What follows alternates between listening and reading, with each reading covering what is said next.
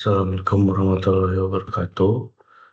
Saya Sastra Nitya Kusuma akan mempresentasikan tentang UAS dari mata kuliah testing dan implementasi sistem.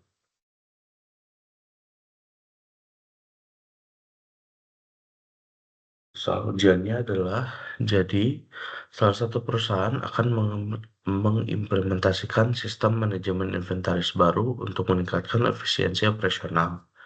Sebagai bagian dari pengujian dan implementasi, pertimbangkan berbagai aspek kualitas sistem dan strategi maintenance. Yang pertama adalah pengujian dan maintenance.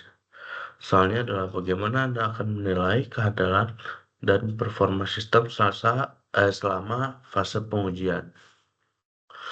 Yang pertama adalah selama fase pengujian, saya akan memantau sistem secara terus-menerus untuk menangkap dan menganalisis setiap masalah performa atau kegagalan yang terjadi. Yang kedua adalah load testing. Jadi saya akan melakukan load testing dengan simulasi beban kerja maksimal untuk memastikan sistem dapat menangani beban operasional yang diharapkan tanpa ada masalah. Yang ketiga reliability testing. Jadi untuk memastikan kehandalan, saya akan menjalankan tes endurance untuk mengevaluasi bagaimana sistem beroperasi dalam jangka waktu yang panjang dan kondisi penggunaan yang intensif. Yang kedua, gambarkan 2 skenario uji coba yang mungkin dihadapi dalam mengimplementasi sistem manajemen inventaris. Skenario yang pertama adalah skenario high volume data entry. Jadi saya akan mensimulasikan kondisi di mana pengguna memasukkan data produk dalam jumlah yang besar secara serentak untuk menguji kemampuan sistem dalam mengelola entry yang besar. Skenario yang kedua adalah skenario failure recovery. Jadi skenario ini melibatkan pengujian sistem dengan mematikannya secara tiba-tiba dan tidak terduga untuk memastikan bahwa sistem memiliki kemampuan recovery yang efektif dan bahwa tidak ada data yang hilang. Yang ketiga adalah soal ketiga yaitu identifikasikan 2 jenis uji yang dapat dilakukan untuk memastikan keberlanjutan kinerja sistem. Nah, yang pertama adalah stress testing. Saya akan melakukan stress testing untuk melihat bagaimana sih sistem menangani beban kerja yang melebihi kapasitas normal, gitu. Nah, yang kedua adalah regression testing. Jadi saya akan melakukan regression testing setelah pembaruan atau perubahan sistem untuk memastikan bahwa perubahan tersebut tidak mengganggu operasi yang sudah ada. Yang keempat, apa perbedaan antara maintenance preventif dan korektif dalam konteks sistem manajemen inventaris tersebut? Nah, untuk maintenance preventif, ini melibatkan tindak yang saya rancang untuk mencegah timbulnya masalah, seperti pembaruan sistem secara rutin dan pencadangan data. Yang kedua adalah maintenance korektif, yaitu tindakan ini dilakukan setelah terjadi masalah untuk mengatasi masalah yang menyebabkan kegagalan sistem, fokus pada memperbaiki dan memulihkan fungsi sistem. Jadi kalau preventif itu sebelum masalah itu terjadi untuk menangani itu, kalau korektif itu memperbaiki masalah yang sudah terjadi. Yang kelima,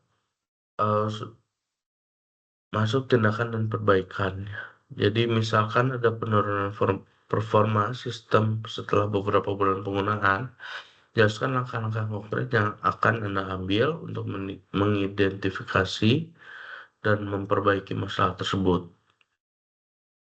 Hal yang pertama saya lakukan adalah saya akan memeriksa log sistem untuk menemukan pola atau letak masalah yang menyebabkan penurunannya performa.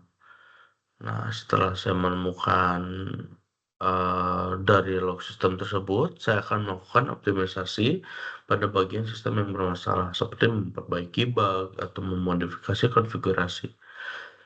Yang terakhir adalah setelah melakukan perbaikan, saya akan menguji sistem untuk memastikan bahwa perbaikan efektif dan tidak mempengaruhi area lain dari sistem. Keenam adalah bagaimana Anda akan memastikan sistem manajemen inventaris berjalan dengan baik, termasuk rencana darurat jika terjadi kegagalan. Yang pertama adalah backup dan recovery. Jadi saya akan memastikan selalu ada rencana backup yang kuat dan prosedur pemulihan yang jelas untuk mengatasi kegagalan sistem. Yang kedua adalah konfigurasi high availability. Jadi untuk mengurangi downtime, saya akan mengkonfigurasi sistem dalam setup high availability.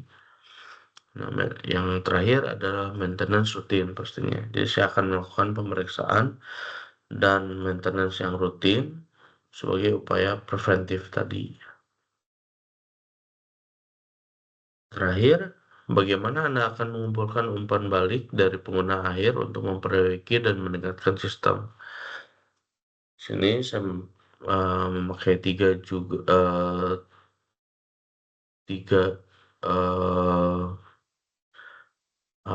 tiga cara juga untuk mengumpulkan feedback. Yang pertama survei dan feedback form. Saya akan menggunakan survei dan formulir umpan balik untuk secara rutin mengumpulkan masukan dari pengguna.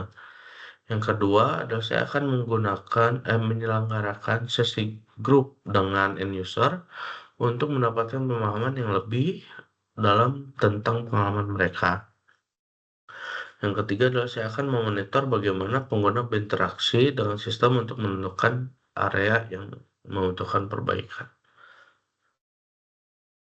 Berikut presentasi dari saya. Assalamualaikum warahmatullahi wabarakatuh.